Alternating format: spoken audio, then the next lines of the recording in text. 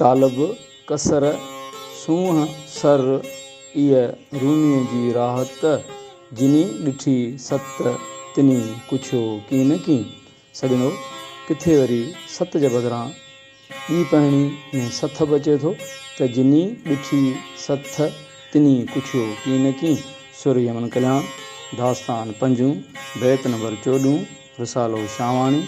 हाणे अचूं था औखनि अल्फाज़नि ते। तालब अरबी ॿोलियो लफ़्ज़ आहे जिन माना तालबू तलब कंदड़ ॻोल्हींदड़ ॻोल्हाऊ आशिक।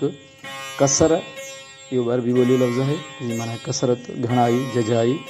सूंह माना हुसन जमाल निज ख़ूबसूरती। सर माना असल या मुंड।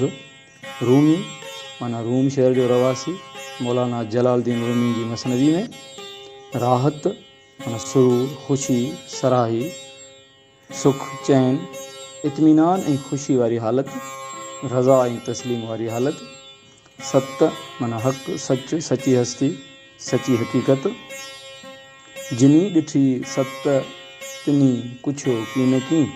जिन सची हक़ीक़त वारी मंज़िल माणी ॾिठाऊं त तलब ऐं सूंह वहदत ऐं कसरत मिड़ी हिकु आहिनि से तहज बि चां माठ में पइजी विया।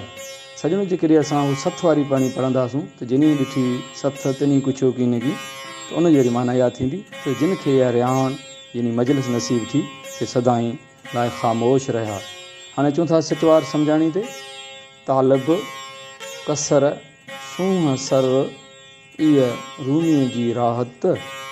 जुमिले तालब उन सूंह जे चश्मे जा घोर आहिनि। मसनवी मुताबिक़ उन मां मुकमल राहत नसीब थिए थी। जिनी ॾिठी सत तिनी कुछो की न की।